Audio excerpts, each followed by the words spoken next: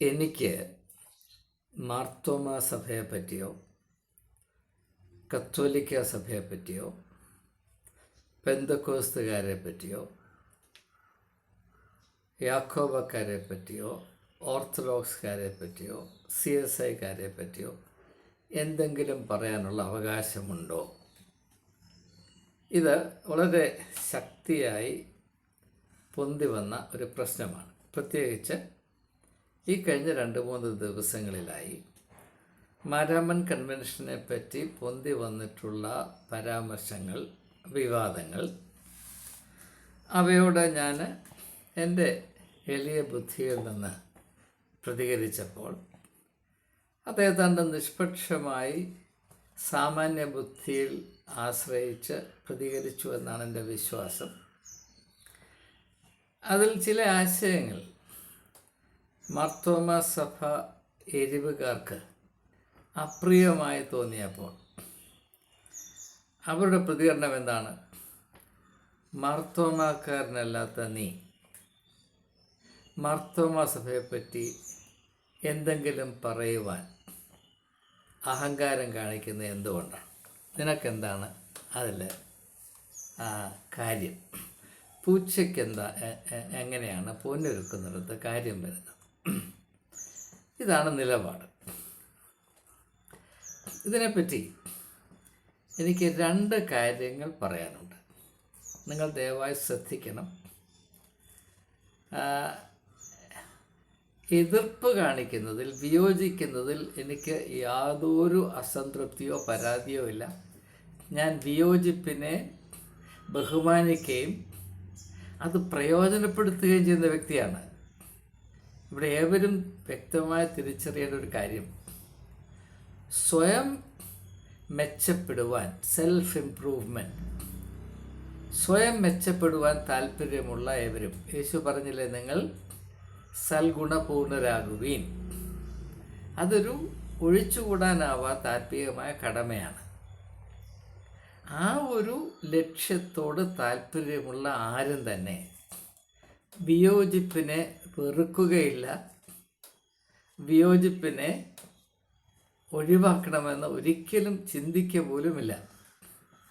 വിയോജിപ്പിൽ കൂടെയാണ് കയ്യടി കിട്ടുന്നതിനേക്കാൾ സ്വയം മെച്ചപ്പെടുത്തണമെന്ന് താല്പര്യപ്പെടുന്ന ഒരു വ്യക്തിക്ക് പ്രയോജനം ലഭിക്കുന്നത്. ഇപ്പം ഞാൻ പറയുന്നതെല്ലാം അപ്പാടെ ശരിയാണ് എന്ന് പറയുന്നവരെ കൊണ്ട് എനിക്ക് വലിയ പ്രയോജനമൊന്നുമില്ല. ഞാൻ പറയുന്നതിൽ പരിമിതിയുണ്ട്, തെറ്റുണ്ട്, അപാകതയുണ്ട്, അല്ലെങ്കിൽ ദുരുദ്ദേശമുണ്ട് എന്ന് ചൂണ്ടിക്കാണിക്കുകയും, എന്നാൽ അങ്ങനെ പറഞ്ഞതുകൊണ്ട് മാത്രമായില്ല, ഇന്ന അടിസ്ഥാനത്തിൽ നിങ്ങൾ പറഞ്ഞത് തെറ്റാണ് എന്ന് ഞാൻ കരുതുന്നു, ഇന്ന കാരണം കൊണ്ട് തൻ്റെ അഭിപ്രായം തികച്ചും അസ്വീകാര്യമാണ് എന്ന് പറയുമ്പോൾ അതുകൊണ്ട് പ്രയോജനമുണ്ട്. എന്നാൽ ഈ കഴിഞ്ഞ 2-3-4 ദിവസങ്ങളായി ഞാൻ വളരെയൊക്കെ പ്രതീക്ഷ വച്ചിരിക്കുന്ന മാർത്തോമാ സഭയുടെ അംഗങ്ങൾ, എല്ലാവരുമില്ല കേട്ടോ, പ്രതികരിക്കുന്നത് ഇവൻ പറയുന്നത് മണ്ടത്തരമാണ്, ഇവന് വട്ടാണ്, ഇവന് കൊതിക്കറുവാണ്, ഇവന് പലപ്പോൾ തൊഴിലൊന്നുമില്ലയോ. പിന്നെ ഏറ്റവും മാന്യമായ പ്രതികരണമാണ്, മാർത്തോമാക്കാരന് അല്ലാത്തതാൽ മാർത്തോമാക്കാരായ ഞങ്ങളുടെ സഭയോട് എന്തിനാണ് പ്രതികരിക്കുന്നത്? തനിക്ക് ആരാണ് അവകാശം? തന്നെ അവർ ഇങ്ങോട്ട് വിളിച്ചു.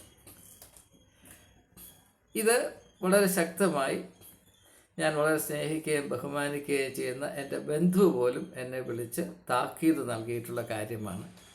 മാർത്തോമാക്കാരൻ, അദ്ദേഹം മാർത്തോമാക്കാരനാണ്.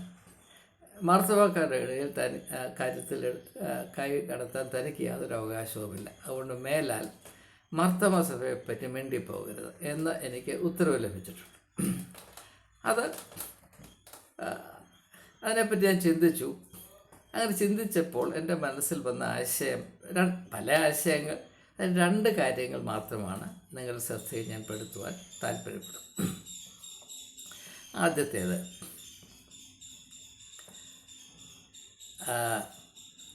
ഈ അടുത്ത കാലത്ത് എന്ന് പറഞ്ഞാൽ കഴിഞ്ഞ ഒരു 10 വർഷമായിട്ട് ക്രിസ്തീയ ഗോളത്തിൽ പൊതുവെ പൊന്തി വരുന്ന ഒരു പരാതിയാണ് ഭാരതത്തിൽ അസഹിഷ്ണുതയുടെ ആത്മാവ് പൂർവാധികം ബലപ്പെട്ടു വരുന്നു.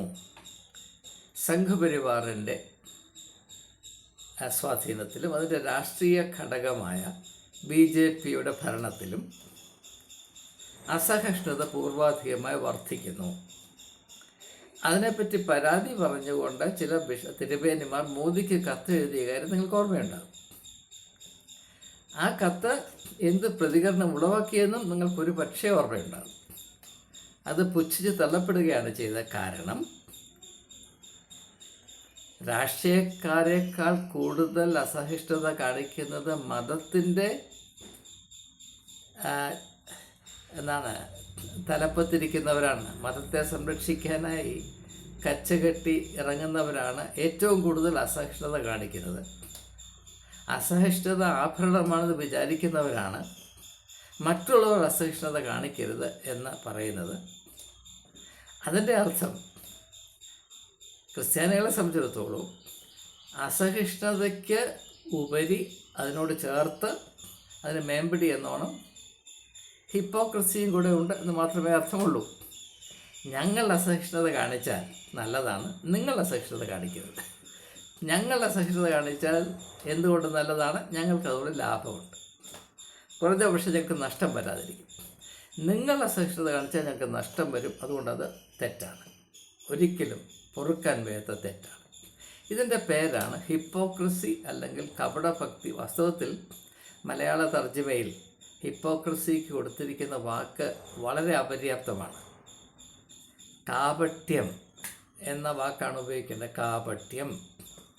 ഹിപ്പോക്രസി എന്ന വാക്കിൻ്റെ ആവിർഭാവം ഗ്രീക്ക് ഭാഷയിലാണ്. അതിൻ്റെ അർത്ഥം ഗ്രീക്ക് ഭാഷയിൽ അതിൻ്റെ അർത്ഥം നടിക്കുന്നവൻ.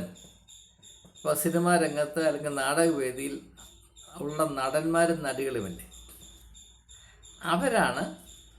അവരെയാണ് ഹിപ്പോക്രിറ്റ്സ് എന്ന് പറഞ്ഞുകൊണ്ടിരുന്നത്. അതിൽ നിന്നാണ് ഹിപ്പോക്രസി എന്ന ഇംഗ്ലീഷ് വാക്കുണ്ടായത്. അതുകൊണ്ടാണ് ഞാൻ പണ്ടൊരു വീഡിയോയിൽ, ഒരു 3-4 വർഷങ്ങൾക്ക് മുൻപ് ഒരു വീഡിയോയിൽ, വിശ്വാസികൾ പ്രത്യേകിച്ച് പുരോഹിതന്മാർ നടീനടന്മാരാണ്.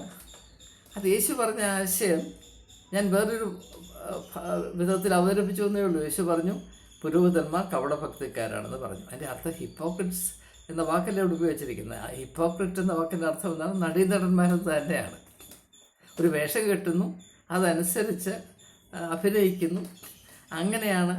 അത് മാത്രമാണ് ഇതിലുള്ളതെന്ന് ഞാനല്ല പറഞ്ഞത്, യേശുക്രിസ്തുവാണ് പറഞ്ഞത്. അതോ നിങ്ങൾക്കാർക്കെങ്കിലും അതിനെപ്പറ്റി പരാതി ഉണ്ടെങ്കിൽ യേശുവിനോട് പറഞ്ഞാൽ അത് എന്നോട് എന്തിനാണ് പറയുന്നത്? ഏതായാലും ക്രിസ്ത്യാനികൾ തിരിച്ചറിയേണ്ട ഒരു കാര്യം, നമ്മളിനി ഇങ്ങനെയുള്ള യാഥാർത്ഥ്യങ്ങളിൽ നിന്ന് ഒളിച്ചോടാൻ നോക്കരുത്. അത് സാധ്യമല്ല. ആ കാലം കഴിഞ്ഞു പോയി. സത്യത്തെ അഭിമുഖീകരിച്ചേ മതിയാകുകയുള്ളൂ, യാഥാർത്ഥ്യത്തെ തിരിച്ചറിഞ്ഞേ മതിയാകുകയുള്ളൂ. അല്ലാത്തവർ വലിയ വലിയ അപകടത്തിലേക്കാണ് അനുദിനം വഴുതി പോയിക്കൊണ്ടിരിക്കുന്നത് എന്നതാണ് എൻ്റെ യാഥാർത്ഥ്യം. അപ്പോൾ നമുക്ക് അസഹിഷ്ണുത കാണിക്കാം,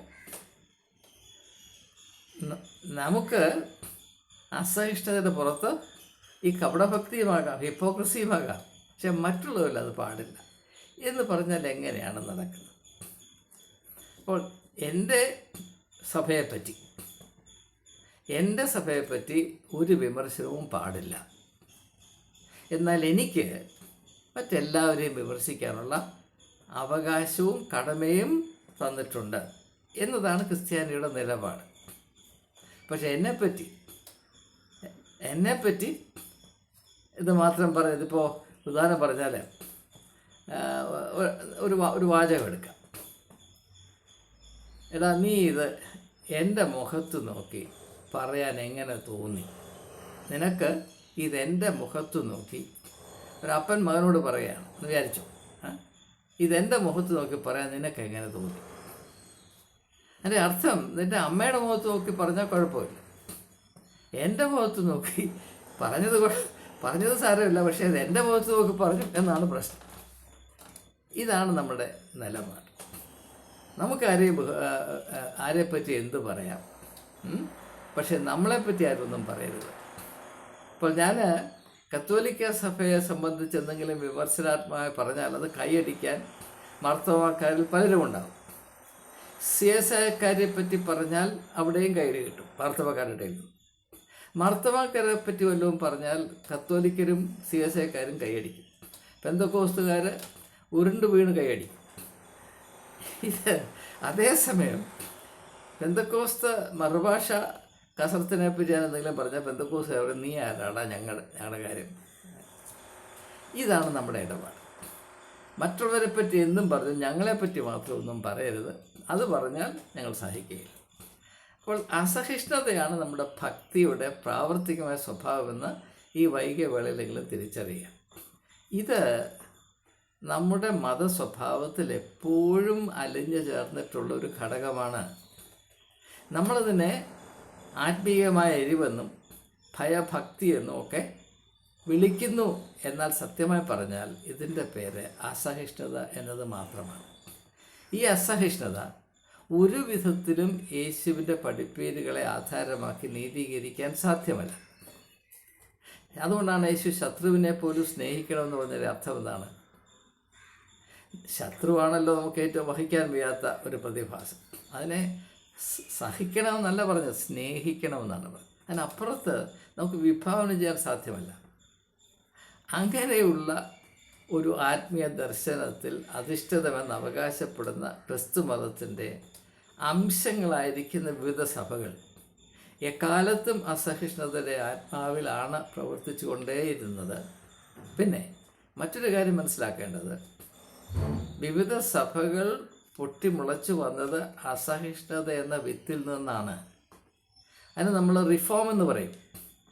ഇപ്പോൾ മാർത്തോമാക്കാർ തിരിച്ചറിയേണ്ട ഒരു കാര്യം, മാർത്തോമ സഭ എങ്ങനെയാണ് ഉണ്ടായത്? അത് അസഹിഷ്ണുതയിൽ കൂടെ മാത്രമല്ലേ ഉണ്ടായത്. ഓർത്തഡോക്സ് സഭയിൽ നിലനിന്നിരുന്ന അനാചാരങ്ങളെ സഹിക്കാൻ വയ്യാത്തത് കൊണ്ടാണ് ഒരു നവീകരണ പ്രസ്ഥാനം എന്ന നിലയിൽ മാർത്തോമ സഭ രൂപീകരിച്ചത്. അപ്പോൾ ഓർത്തഡോക്സുകളുടെ കണ്ണിൽ കൂടെ നോക്കുമ്പോൾ വാസ്തവത്തിൽ അവർ പറയേണ്ടത് മാർത്തോമ സഭ അസഹിഷ്ണുതയുടെ വിത്തിൽ നിന്ന് വിളച്ച ഒരു വിഷച്ചെടിയാണ് എന്നാണ് അവർ പറയേണ്ടത്. പക്ഷെ അവരെന്തുകൊണ്ടോ അത് പറയുന്നില്ല, അവർക്ക് ചരിത്രബോധമില്ലാത്തതുകൊണ്ടായിരിക്കാം. അപ്പോൾ വിവിധ മതങ്ങൾ ഉണ്ടാകണമെങ്കിൽ തന്നെ അസഹിഷ്ണുത ഉണ്ടായിരിക്കണം. അപ്പം അങ്ങനെ ഞങ്ങളുടെ സഭ രൂപീകരിക്കുന്നതിന് അസഹിഷ്ണുത വളരെ നല്ല കാര്യമാണ്. പക്ഷേ ഞങ്ങളൊരു സഭയായി പിറന്നു വീണ് കഴിഞ്ഞാൽ ഞങ്ങളെപ്പറ്റി എന്തെങ്കിലും പറഞ്ഞാൽ ഞങ്ങൾ സഹിക്കുകയില്ല. ആ നിലപാട് ഓർത്തഡോക്സ് സഭ എടുത്തിരുന്നുവെങ്കിൽ, അവരിൽ നിന്ന് വിട്ടുപോകുന്ന ആളുകളെ അവർ കൊന്നൊടുക്കിയിരുന്നെങ്കിൽ, അടിച്ചമർത്തിയിരുന്നെങ്കിൽ മാർത്തോമ സഭയുടെ അവസ്ഥ എന്തായിരുന്നിരിക്കും? ഇപ്പോൾ തന്നെ ഓർത്തഡോക്സ് സഭയും യാക്കോബ് സഭയും എന്നുള്ള പ്രശ്നം അതാണല്ലോ.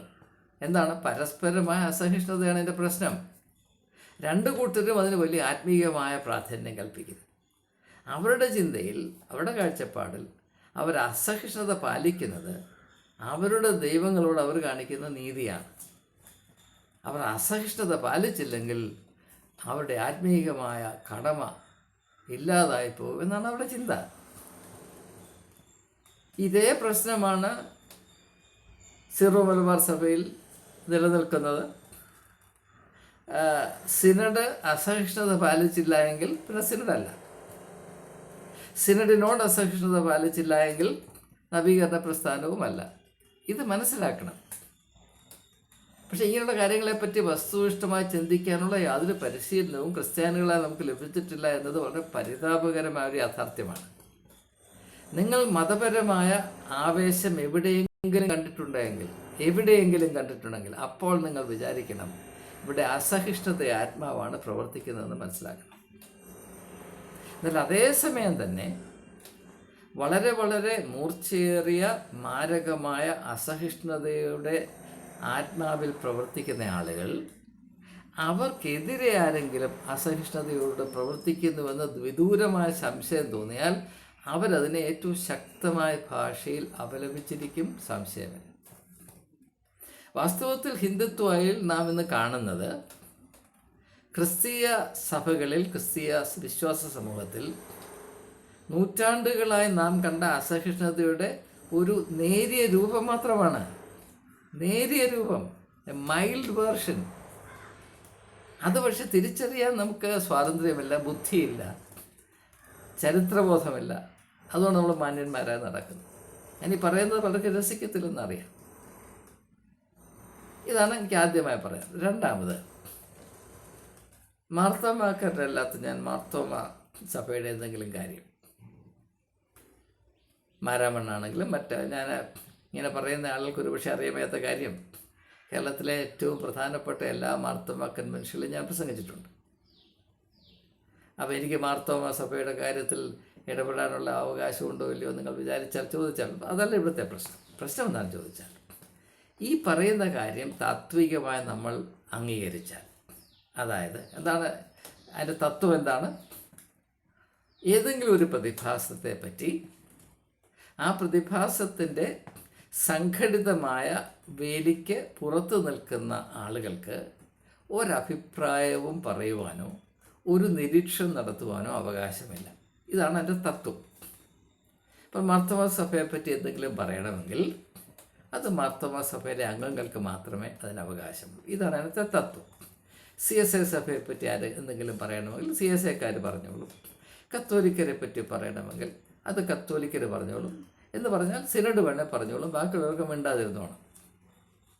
അയ്മേനി വല്ലതും പറയാൻ തുടങ്ങിയാൽ പിന്നെ അവരെൻ്റെ വിവരം അറിയും. അപ്പോൾ ഇതാണ് നമ്മുടെ നിലപാട്. അങ്ങനെയെങ്കിൽ ഞാൻ നിങ്ങളോട് ചോദിക്കട്ടെ, കേരളത്തിൽ ക്രിസ്തുമതം ഉണ്ടാകുമായിരുന്നു? നിങ്ങൾക്ക് മതപ്രചരണത്തിൻ്റെ തന്ത്രങ്ങൾ, അത് പ്രചരിപ്പിച്ച വഴികൾ അല്പമെങ്കിലും പരിചയമുണ്ടെങ്കിൽ എങ്ങനെയാണ് ഒരു മതത്തിൽ നിന്ന് മറ്റൊരു മതത്തിലേക്ക് ആളുകളെ മാറി താമസിക്കുവാൻ പ്രേരിപ്പിക്കുന്നത്? അതിനുപയോഗിക്കുന്ന മാർഗം എന്താണ്? അവരായിരിക്കുന്ന മതങ്ങളുടെ അപാകതകളും അപൂർണതകളും വിളിച്ചു പറഞ്ഞിട്ടല്ലേ? അല്ലേ? അല്ലാതെ പറയാനൊക്കും. കേരളത്തിൽ വളരെയധികം മതപരിവർത്തനം നടന്നു. ഇവിടെ മതപരിവർത്തനം നടത്താത്ത ആരും ക്രിസ്ത്യാനികളായിട്ട് ജനിച്ചതല്ല. ക്രിസ്ത്യാനികളുടെ മക്കളായിട്ട് ജനിച്ചു, അത് ശരിയാണ്. പക്ഷേ ഇവിടെ ഉണ്ടായിരുന്ന അക്രൈസ്തവരായ ആളുകളെ മതം മാറ്റിയിട്ടാണ് ഇവിടെ ക്രിസ്തു മതം സ്ഥാപിക്കപ്പെട്ടത്. സംശയമില്ലല്ലോ. അത് സെൻറ്റ് തോമസിൽ കൂടെ ആണെങ്കിലും എങ്ങനെ ആയിക്കൊള്ളട്ടെ, പാശ്ചാത്യ മിഷണറി കൂടെയാണ്. ഇവരൊക്കെയും അവർ വളരെ വിലമതിച്ച, അവർ ആത്മാർത്ഥമായി അടിയുറച്ച് വിശ്വസിച്ച ഈ വിശ്വാസ പ്രമാണത്തെ അന്ന് വരെ അതറിയാൻ വയ്യാത്ത ആളുകളിലേക്ക്, അന്ന് വരെ മറ്റേതോ മതപരമായ പാരമ്പര്യത്തെ ആശ്രയിച്ച് മറ്റ് ദൈവങ്ങളെ അറിഞ്ഞും ആരാധിച്ചും മറ്റ് മതപരമായ ക്രിയകൾ നടത്തി അതിൽ എന്തെങ്കിലും ആത്മീയ സംതൃപ്തി അനുഭവിച്ച് കണ്ടുപിടിച്ച് നടന്ന ആളുകളെ അവരുടെ ആത്മീയ ഭവനത്തിൽ നിന്ന് വിളിച്ചിറക്കി ക്രിസ്തു മതത്തിലേക്ക് ആനയിച്ചപ്പോൾ നിങ്ങൾ വിചാരിക്കുന്നുണ്ടോ മറ്റുള്ള മതങ്ങളെപ്പറ്റി നാം ഒന്നും പറഞ്ഞിട്ടില്ല എന്ന് വിചാരിക്കുന്നുണ്ടോ? വേണ്ട, 2000 വർഷം നിങ്ങൾ പുറകോട്ട് പോകണ്ട. ഇന്നേ ദിവസം മറ്റുള്ള മതങ്ങളെപ്പറ്റി നാം ഒന്നും പറയുന്നില്ലേ? മറ്റുള്ള മതങ്ങൾ മുഴുവനും അന്ധകാരത്തിൻ്റെ മതമാണെന്നും അതിൽ വിശ്വസിക്കുന്ന ഏവരും നരകത്തിലേക്ക് പോകുമെന്ന് നാം ഇന്നും പറയുന്നില്ലേ? പറയുന്നുണ്ടോ ഇല്ലയോ? നിങ്ങൾ പറയാം. അങ്ങനെ പറയാൻ നമുക്ക് അവകാശമുണ്ട്. ഹിന്ദുമതത്തെപ്പറ്റി നമ്മുടെ ഈ ഒരു ലോജിക്ക്, ഈ ഒരു പ്രമാണം ശരിയാണെങ്കിൽ ഹിന്ദുമതത്തെപ്പറ്റിയോ മുസ്ലിം മതത്തെപ്പറ്റിയോ ലോകത്തിലെ മറ്റെന്തെങ്കിലും പ്രതിഭാസത്തെപ്പറ്റിയോ നമുക്ക് ഒരക്ഷരം മിണ്ടാൻ അവകാശമുണ്ടോ? ഇപ്പം മാർക്സിസ്റ്റുകാരെ വിമർശിക്കാം. ഇപ്പോൾ തന്നെ മാരാമണ്ണ് മണക്ക് നിന്നുകൊണ്ട് മെത്രാപ്പോലീത്ത തിരുഷ്യസ് തിരുമേനി സർക്കാരിൻ്റെ ചില വീഴ്ചകളെപ്പറ്റി പരാമർശിച്ചു. വളരെ മാന്യമായ രീതിയിൽ, വളരെ വാക്കുകളെ നിയന്ത്രിച്ച് ഏറ്റവും സഭ്യമായ സാംസ്കാരിക വെളിച്ചമുള്ള വിധത്തിൽ അദ്ദേഹം പ്രതികരിച്ചു. ഞാനതിനെ 100% ശരിവെച്ചു. ഇല്ലയോ? അത് നിങ്ങൾക്കറിയാമല്ലോ, ഞാൻ ശരിവെച്ചോ ഇല്ലയോ? മാർത്തോമാക്കാരുടെ തന്നെ ഈ മർമ്മം തിരുഷ്യസ് തിരുമേനിയോട് പ്രയോഗിച്ചാൽ അദ്ദേഹത്തിന് മിണ്ടാൻ അവകാശമില്ല.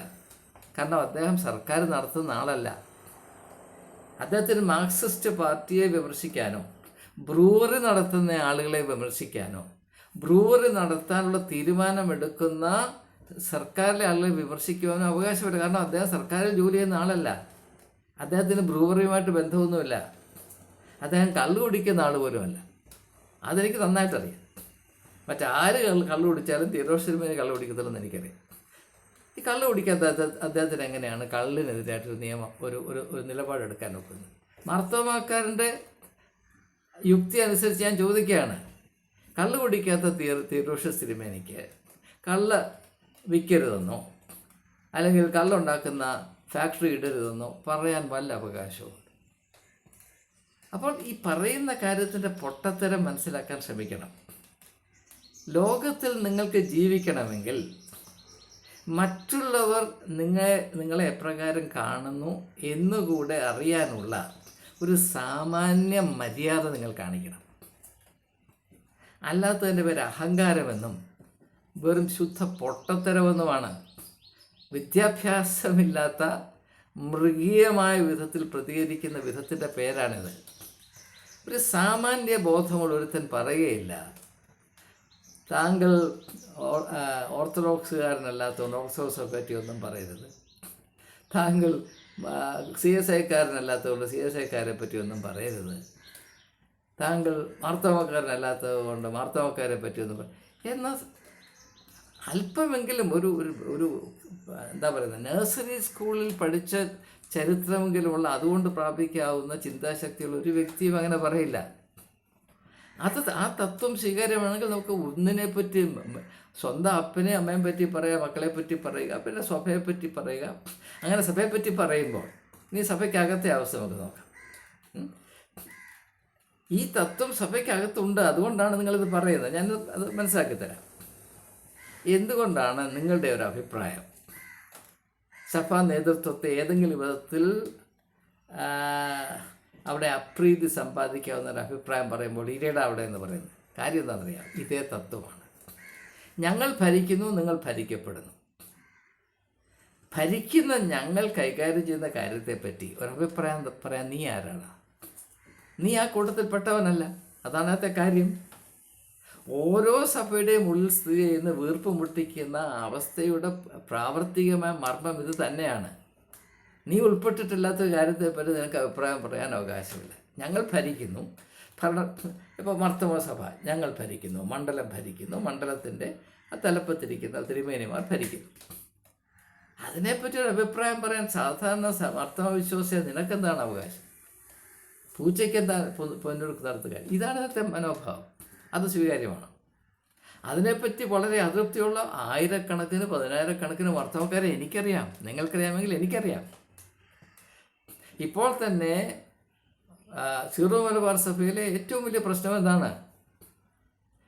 അതിലെ വിശ്വാസ സമൂഹം അവരുടെ ആത്മീയമായ ക്ഷേമത്തെ കാതലായി ബാധിക്കുന്ന ഏതെങ്കിലും ഒരു വിഷയത്തെപ്പറ്റി ഒരു അഭിപ്രായം പറഞ്ഞാൽ ഇരിയട അവിടെ എന്ന് പറഞ്ഞ് അടിച്ചമർത്തുകയും അത് ഞങ്ങളുടെ ഡിപ്പാർട്ട്മെൻറ്റാണ് എന്ന് സിനഡ് പറഞ്ഞിട്ട് അവരെ നിശബ്ദരാക്കുകയും ചെയ്യുന്ന പരിപാടിയാണ്. ഇതേ മർമ്മമാണ്. അതിനെതിരെയാണ് അതിലുള്ള അനേകം ആയിരം പതിനായിരക്കണക്കിന് വിശ്വാസികൾ സമരം ചെയ്യുന്നത് നിങ്ങൾ മനസ്സിലാക്കണം. ഇതൊന്നും അറിയാതെ താൻ മാർത്തോമാക്കാരനല്ല, അതുകൊണ്ട് മാർത്തോമാ സഭയെ പറ്റി പറയാൻ തനിക്ക് എന്താ അവകാശം, യോഗ്യത എന്ന് ചോദിക്കണമെങ്കിൽ പ്രിയമുള്ള സുഹൃത്തുക്കളെ, അയ്യോ നമ്മുടെ അവസ്ഥ എന്താണ്? അങ്ങനെയാണെങ്കിൽ നമുക്ക് ലോകത്തിൽ ഒന്നിനെ പറ്റിയും ഒരു ശബ്ദം, ഒരു അക്ഷരം മിണ്ടാൻ നമുക്ക് അവകാശമില്ല. ഇപ്പോൾ കേരളത്തിൽ നടക്കുന്ന ഇപ്പോൾ മെത്രാപ്പൊലീത്ത തിരുമേനി പറഞ്ഞു, നമ്മുടെ റോഡുകളിൽ ഗതാഗത സംസ്കാരം മെച്ചപ്പെടണം. റോഡിലെ കാര്യം തീരുമാനിക്കുന്നത് നടത്തുന്നത് സർക്കാരല്ലേ? ഒരു ട്രാൻസ്പോർട്ട് മിനിസ്ട്രി ഇല്ലേ ഇവിടെ? അവരുടെ കാര്യത്തിൽ നിന്ന് കൈ കടത്തുന്നതെന്ന് അവർ ചോദിച്ചാൽ എന്തു ചെയ്യും? അതുപോലെ തന്നെ അമേരിക്കയിൽ ഒരു സ്ത്രീയായ ബിഷപ്പ് ട്രംപിനോട് വേദപുസ്തകത്തിൻ്റെ അടിസ്ഥാനത്തിൽ വളരെ അത്യാവശ്യമായൊരു കാര്യം പറഞ്ഞപ്പോൾ ട്രംപിന്, അമേരിക്കൻ ക്രിസ്ത്യാനിറ്റിയുടെ രക്ഷകനായ ട്രംപിന് ഭയങ്കര ദേഷ്യമാണ്. അതിനെപ്പറ്റി തിരുവോഷ തിരുമേനി പരാമർശിച്ച് എനിക്ക് നന്നേ ഇഷ്ടപ്പെട്ടു. പക്ഷെ അതുപോലെ തൻ്റെ ഇടം കേരളത്തിലെ തിരുമേനിമാരും കാണിക്കുന്നില്ല. തിരുവോഷ് തിരുമേനി പോലും കാണിക്കുന്നില്ല. അതാണ് അതിനകത്തെ യാഥാർത്ഥ്യം. അങ്ങനെ അമേരിക്കയിലെ കാര്യം പരാമർശിക്കാൻ തിരുവോഷ് തിരുമേനിക്ക് മാർത്തമാക്കാരൻ്റെ ഈ യുക്തി ശരിയാണെങ്കിൽ എന്താണ് അവകാശം? പൂച്ചയ്ക്ക് എങ്ങനെയാണ് പൊന്നൊരുക്കുന്നിടത്ത് കാര്യം വരുന്നത്? ഇങ്ങനെയുള്ള പൊട്ടത്തരങ്ങൾ പൊതുവായി വിളമ്പരുത്. നിങ്ങളെ തന്നെ അപഹാസ്യപാത്രങ്ങളാക്കരുത്. സാമാന്യ ബുദ്ധി അല്പം ഉൾക്കൊള്ളുന്നത് കൊണ്ട് വലിയ നഷ്ടമൊന്നും വരത്തില്ല.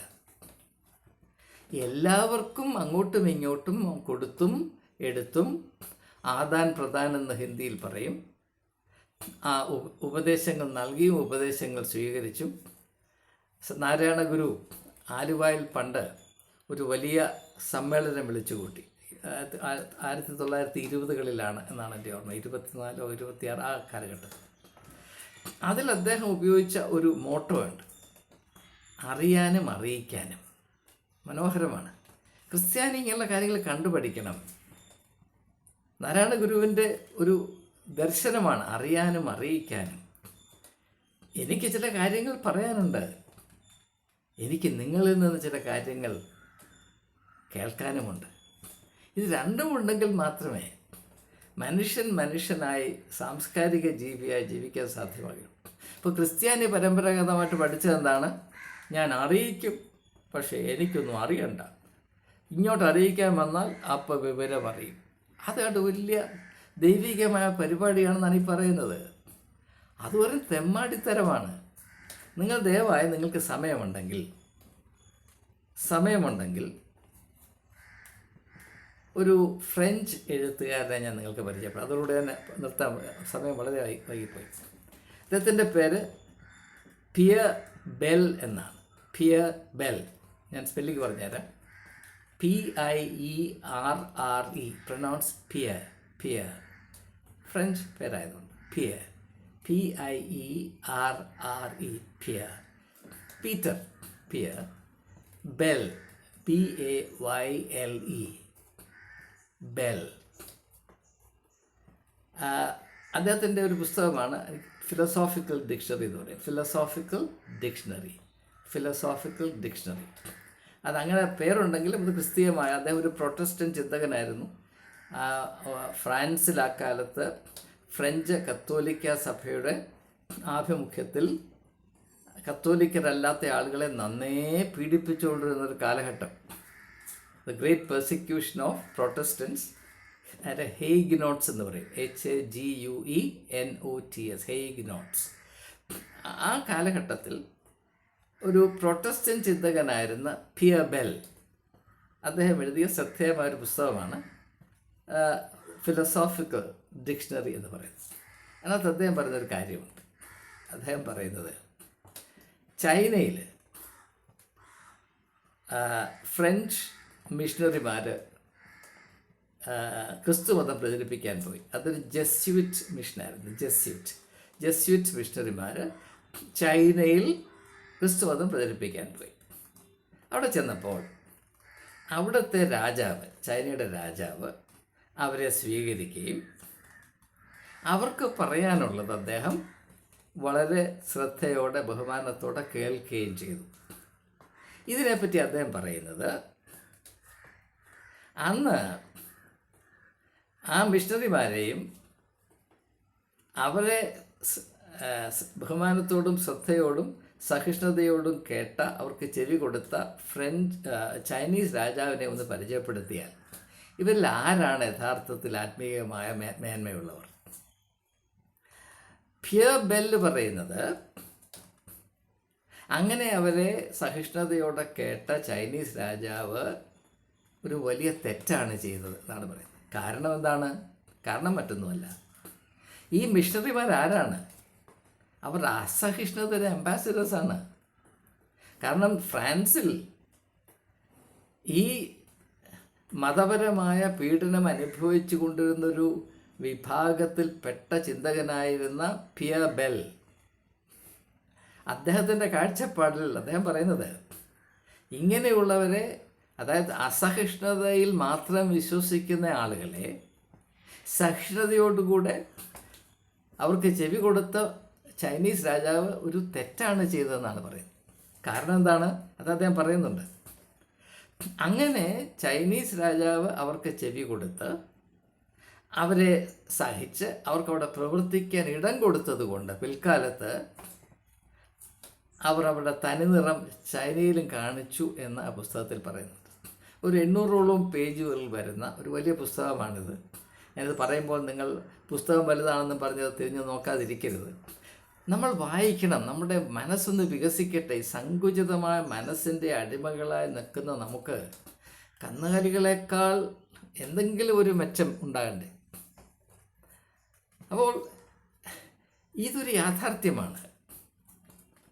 ഫ്രാൻസിൽ അസഹിഷ്ണുത പ്രവർത്തിക്കുന്നത് ദൈവത്തോട് കാണിക്കുന്ന നീതിയാണെന്ന് വിശ്വസിക്കുന്ന അതേ മിഷണറിമാർ ചൈനയിൽ വരുമ്പോൾ അവിടുത്തെ രാജാവിനോട് താങ്കൾ ഞങ്ങളോട് സഹിഷ്ണുത കാണിക്കണം എന്ന് വളരെ വാചാലമായി പറഞ്ഞ് അദ്ദേഹത്തെ മനസ്സിലാക്കുകയും അദ്ദേഹത്തെ കൊണ്ട് സമ്മതിപ്പിക്കുകയും ചെയ്യുകയാണ്.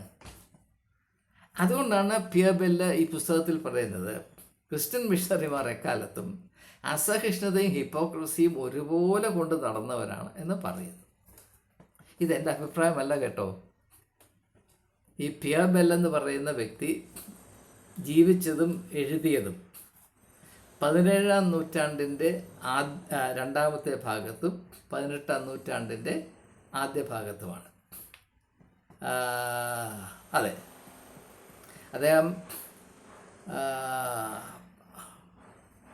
അല്ല 19-ാം നൂറ്റാണ്ടിൽ 1806 അദ്ദേഹം മരിക്കുന്നത്. എൻ്റെ ഓർമ്മ ശരിയാണെങ്കിൽ 1806 അദ്ദേഹം മരിക്കുന്നതാണ് എൻ്റെ ഓർമ്മ. ആ കാലഘട്ടത്തിലാണ്. അപ്പോൾ ഇപ്പോഴത്തെ കാര്യമൊന്നുമല്ല ഞാനീ പറയുന്നത്. അന്നും ഈ കാര്യം ആളുകൾക്ക് അറിയാമായിരുന്നു. പക്ഷേ നാം എന്തുകൊണ്ടോ ഇങ്ങനെയുള്ള കാര്യങ്ങളൊന്നും സംഭവിച്ചിട്ടില്ല.